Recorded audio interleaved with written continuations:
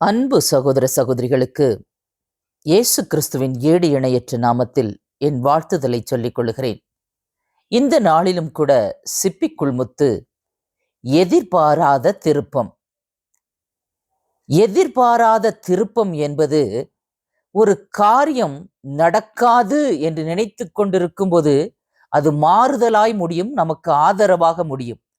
தப்பிக்க முடியாது, நடக்காது, இது செயலிழந்து போய்விட்டது, இதற்கு மேல் இந்த காரியத்திலிருந்து விடுதலை கிடைக்காது, யாரும் நம்மை காப்பாற்ற முடியாது என்று நினைத்து கொண்டிருக்கும் போது ஒரு விடுதலை வருமே, ஒரு வெற்றி வருமே, அதுதான் எதிர்பாராத திருப்பம்.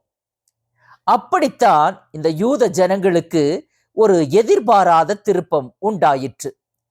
எஸ்தர் 9ஆம் அதிகாரம் 1வது வசனம். ராஜாவின் வார்த்தைகளின் படியும் அவனுடைய கட்டளையின் படியும் செய்யப்படுகிறதற்கு, நல்லா கவனிக்கணும், ராஜாவோட வார்த்தை, ராஜாவோட கட்டளை. இந்த ராஜாவோட வார்த்தையும் ராஜாவோட கட்டளையும் யாராவது மாற்ற முடியுமானா முடியவே முடியாது. அது முத்திரை போடப்பட்டு விட்டது, உத்தரவு வந்து விட்டது, கட்டளை வந்து விட்டது என்றால் யாராலையும் மாற்ற முடியாது. அப்படி ராஜாவின் வார்த்தையின்படியும் அவனுடைய கட்டளையின்படியும் செய்யப்படுகிறதற்கு ஆதார் மாதம் என்கிற 12ஆம் மாதம் 13ஆம் தேதியிலே, ஆதார் மாதம் என்பது நம்முடைய கேலண்டர்ல பிப்ரவரி டு மார்ச் பாருங்களேன், இந்த மாதத்துல 13ஆம் தேதியில யூதரின் பகைஞர் அவர்களை மேற்கொள்ளலாம் என்று நம்பினார்களே. எப்படி? ராஜா வார்த்தை வந்துருச்சு, ராஜ கட்டளை வந்துருச்சு, அவர்கள் குறித்த ஆதார் மாதம் என்கிற 12ஆம் மாதம் 13ஆம் தேதியும் வந்துருச்சு. யூதரின் பகைஞர் அவர்களை மேற்கொள்ளலாம் என்று நம்பினார்களே, அந்த நம்பிக்கையும் வந்துருச்சு. அந்த நாளில் தானே யூதரானவர்கள் தங்கள் பகைஞரை மேற்கொள்ளும்படி காரியம் மாறுதலாய் முடிந்தது. என்ன ஒரு அழகான வார்த்தை! என்னெல்லாம் நினைச்சாங்களோ, எப்படியெல்லாம் நினைச்சாங்களோ இந்த பகைவர்கள், அந்த நாளில் தானே அவர்கள் என்ன நம்பிக்கை வைத்தார்கள்? இந்த நாளில், இந்த ஆதார் மாதம் 12ஆம் மாதம் 13ஆம் தேதி யூதர் எல்லாம் மடிந்து போவார்கள், மேற்கொண்டு விடுவோம் என்று நம்பினார்கள். பார்த்தீங்களா? அந்த நம்பிக்கை நாளிலேதான் காரியம் மாறுதலாய் முடிந்தது.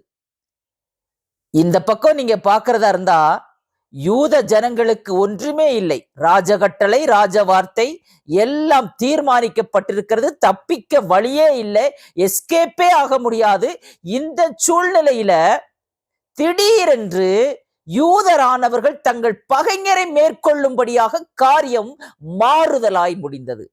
உங்க வாழ்க்கையில எது இல்லை என்று நினைத்து கொண்டிருக்கிறீர்களோ, இந்த காரிய முற்றுப்புள்ளியாகிவிட்டது என்று நினைத்துக் கொண்டிருக்கிறீர்களோ, முடிந்து விட்டது என்று நினைத்துக் கொண்டிருக்கிறீர்களோ, இந்த காரியத்தில் நான் தப்பிக்கவே முடியாது, ஏனென்றால் இது பெரிய ஒரு நல்ல ஒரு அதிகாரியிடமிருந்து வந்த உத்தரவு, இந்த காரியத்திலிருந்து என்னால் தப்பிக்க முடியாது, ஆனால் நான் நிரபராதி என்று நினைத்துக் கொண்டிருக்கிறீர்களோ, எனக்கு சப்போர்ட் பண்ண யாரும் இல்லை அப்படின்னு நினைச்சு கொண்டிருக்கிறீங்களோ, அதாவது தாவீது யூதா வனாந்தரத்துல தப்பிக்கவே முடியாதுன்னு நினைத்து கொண்டிருந்த போது பெலிஸ்தியன் வந்து இந்த சவுலை திசை திருப்பி கூட்டிட்டு போனாரே, அந்த இடத்துல தாவீது தப்புவிக்கும் கண்மலை பாறை சேலா அம்மாலிகோத் என்று பெயர் வைத்து கடந்து போனாரே, அதே போலதான் நீங்களும் நெருக்கத்தின் மத்தியில சுற்றி உங்களுக்கு எதிரான காரியங்கள் நடந்து கொண்டிருக்கலாம்,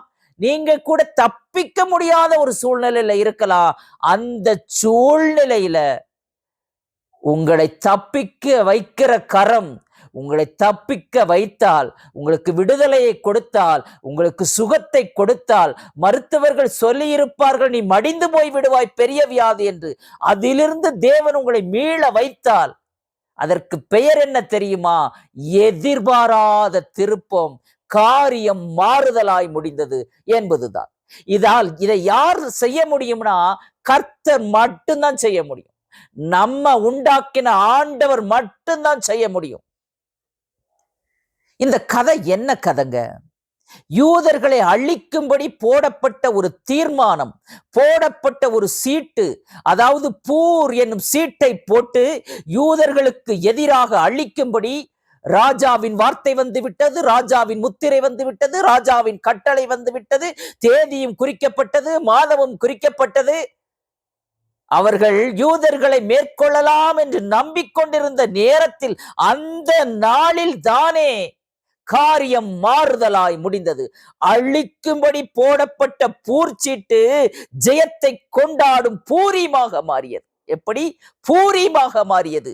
உங்க வாழ்க்கையில எந்த இடத்துல அழிந்து போவேன் என்று நினைத்துக் கொண்டிருக்கிறீர்களோ, முடிந்து விட்டது என்று நினைத்து கொண்டிருக்கிறீர்களோ, பட்ட மரம் என்று நினைத்துக் கொண்டிருக்கிறீர்களோ, அந்த இடத்திலே இருந்து, முடிவிலே இருந்து ஒரு துவக்கம் வரும், ஜெயம் வரும், ஒரு துளிர் துளிர்க்கும். பாருங்களேன், அழிக்கும்படி போடப்பட்ட பூர்ச்சீட்டு ஜெயத்தை கொண்டாடும் பூரியமாக மாறியது. ஆமான் அழிவு நாளை குறித்தான், தேவனோ ஜெயத்தின் நாளை குறித்தார். பிரியமானவர்களே, அழிவு நாள் பண்டிகையின் நாளாக மாறியது, ஜெயத்தின் நாளாக மாறியது, வெற்றியின் நாளாக மாறியது, குதூகலம் நிறைந்த நாளாக மாறியது. இந்த மாதம் வாக்குத்தத்தத்தை சற்று திரும்பி பாருங்களேன். இஸ்ரவேல் என்னும் கன்னிகையே, எப்படி நீ எப்படி வருவாய்? மேள வாத்தியத்தோடு, ஆடல் பாடலோடு, சந்தோஷத்தோடு புறப்பட்டு வருவாய். இந்த வார்த்தையின்படியே இந்த மாதம் உங்களுக்கு மறுபடியும் ஒரு கன்ஃபர்மேஷன் வந்திருக்கிறது. உனக்கு ஜெயம் கொடுக்கும் மாதம் தான், வெற்றி கொடுக்கும் மாதம் தான், காரியம் மாறுதலாய் முடியும் மாதம் தான், எதிர்பாராத திருப்பத்தின் மாதம் தான் என்கிற வார்த்தை பாருங்களேன்.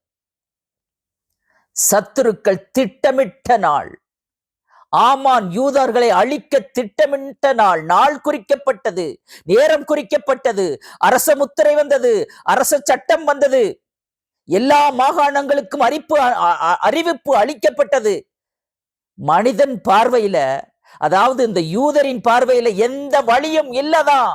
ஆனா வழி இல்லாத இடத்துல வழி உண்டாக்குகிறவர் தான் நம்முடைய ஆண்டவர். பாருங்களேன், இந்த யூதர்கள் செஞ்ச காரியம் என்ன தெரியுமா? அதாவது மனிதர்களை நாடவில்லை, மனித சக்தியை நாடவில்லை, ராஜாவை நேரடியாக நாடவில்லை. மொர்தெகாயும் எஸ்தரும் ஜனங்களை கூட்டி உபவாசம் பண்ணி யார்கிட்ட கேட்கணுமோ அவர்கிட்ட கேட்டாங்க. இதுதாங்க ஒரு டர்னிங் பாயிண்ட். ஆண்டவற்றை கேட்டாங்க, உபவாசத்தோடும் கண்ணீரோடும் ரெட்டுடுத்தி அழுது எல்லோரும் கர்த்தரை நாடினார்கள். தேவன் காரியத்தை மாறுதலாக முடிக்க செய்தார். ஜெபத்தின் காரணம் வெற்றி. பிரியமானவர்களே, ராஜாவின் மனம் மாறியதற்கு காரணம் ஜெபம், கண்ணீர், உபவாசம். என்ன முத்திரை போட்டாலும் தேவனால மாற்ற முடியும். பாருங்களேன், என்ன சூழ்ச்சி பண்ணாலும் தேவனால அதை உடைச்சு எரிய முடியும். உங்களுக்கு மறைவாய் வைக்கிற வலை, கண்ணி எல்லாம் தெரித்து போகும், உடைக்க முடியும் தேவனால். நாள் தீர்மானிக்கப்பட்டிருந்தது, சட்டம் எழுதப்பட்டிருந்தது, முத்திரை போடப்பட்டிருந்தது. ஆனாலும் தேவன் ஒரு நாளை தீர்மானம் செய்திருந்தார்.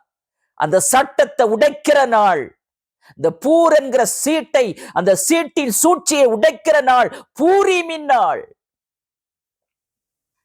இந்த ஆகாகியன், இந்த ஆமான் சாதாரணப்பட்டவன் இல்லைங்க, பழைய எதிரி. இந்த அமலேக்கியர்கள் சாதாரணப்பட்டவர்கள் இல்ல, பழைய எதிரிகள். ஆதியாகமம் 36:12 ஏசாவின் மகன் எலிபாசுக்கு பிறந்தவன் தான் இந்த அமலேக்கு, ஆகாகியர்கள் என்று அழைக்கப்பட்டவர்கள். 1 சாமுவேல் 15:3 ஆண்டவர் சொல்றாரு சவுல்ட்ட, அவங்க எல்லாத்தையும் அழித்து விட வேண்டும் என்று. ஆனால் அவன் கீழ்ப்படியவில்லையே, அவன் அழிக்கவில்லையே, கர்த்தருக்கு என்று சொல்லுகிறான். முதல் தரம், 2ஆம் தரம் எல்லாம் எடுத்து வைத்துக் கொண்டு சாமுவேலிடம் சொல்லுகிறான், இது கர்த்தருக்கு பலியிட நான் வைத்திருக்கிறேன் என்று சொல்லுகிறான். சாமுவேல் என்ன சொல்றார் தெரியுமா? கர்த்தருடைய சத்தத்துக்கு கீழ்ப்படுகிறதை பார்க்கலும் சர்வாங்க தகன பலிகளும் கர்த்தருக்கு பிரியமா என்று கேட்கிறாரு. பலியை பார்க்கலும் கீழ்ப்படிதலும், ஆட்டுக்கடாக்களின் நிலத்தை பார்க்கலும் செவி கொடுத்தலும் உத்தமம் என்று சொல்லுகிறார். நமக்கும் ஆண்டவர் சில பொறுப்பு கொடுப்பார். இதே மாதிரிதான் சவுலுக்கு கொடுத்த மாதிரி சில பொறுப்புகள் கொடுப்பார். அந்த பொறுப்புகளை உதாசீனம் செய்து தள்ளி போட்டு விட்டு கர்த்தருடைய சத்தத்துக்கு கீழ்ப்படியாமல் போகும்போது இப்படிதான் சத்துருக்கள் எழும்புவார்கள். பாருங்களேன், என்னதான் நீங்க கர்த்தருக்கு செய்தாலும், ஓடி ஓடி உழைத்தாலும், காணிக்கைகளை கொட்டி கொடுத்தாலும், ஆண்டவருக்கு கீழ்ப்படிதல் தான் மிக முக்கியம். பாருங்களே, அதிலிருந்து தப்பித்தவன் தான், அந்த சந்ததியிலிருந்து வந்தவன் தான் இந்த ஆகாகியனாகிய ஆமான். பழைய எதிரி இப்பொழுது ஜனங்களை அழிக்க துடித்தானே, அவன் தான் இந்த ஆகாகியனாகிய பழைய எதிரி ஆமான். பாருங்களேன் என்ன நடந்தது. இந்த ஆமான் போட்ட ஒவ்வொரு சதியும் கர்த்தர் உடைத்தார். அதாவது கர்த்தருடைய ஜனங்களை அழிக்க நினைத்தான், அவனால் அழிக்க முடியவில்லை. பூர் என்னும் சீட்டு போட்டு அழிக்க நாள் குறித்தான், அது பூரிமாக வெற்றியின் நாளாக ஆண்டவர் மாற்றினார். பாருங்களேன், அது மட்டுமல்ல, கர்த்தருடைய பிள்ளையாகிய மொர்தெக்காய்க்கு விரோதமாக தூக்கு மரத்தை உண்டு பண்ணினான். ஆனால் அதே தூக்கு மரத்திலே அவன் மடிந்து போனான். அவன் கரங்களாலே மொர்தெக்காய் உயர்த்தப்பட்டார், புகழப்பட்டார்.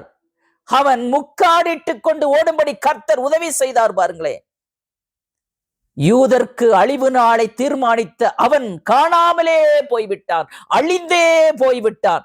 இப்ப சொல்லுங்களேன், காரியம் மாறுதலா முடிஞ்சிச்சா, முடியலையா? எதிர்பாராத திருப்பம்.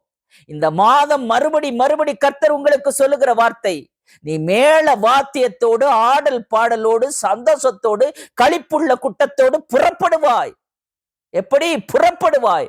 கர்த்தர் இந்த மாதம் கொடுத்த வார்த்தையை மறுபடியும் உங்களுக்கு உறுதிப்படுத்துகிறார். எதிர்பாராத திருப்பம். யூதரின் பகைஞர் அவர்களை மேற்கொள்ளலாம் என்று நம்பினார்களே, அந்த நாளிலே, அந்த மாதத்திலே, அந்த தேதியிலே யூதரானவர்கள் தங்கள் பகைஞரை மேற்கொள்ளும்படி காரியம் மாறுதலாய் முடிந்தது.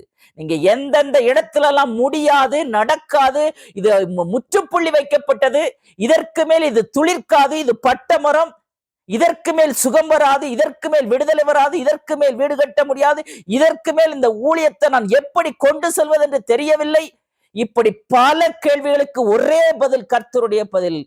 எதிர்பாராத திருப்பத்தை கர்த்தர் உங்களுக்கு கொடுப்பார். God bless you. ஜெப தேவைகளுக்கு 7339029114.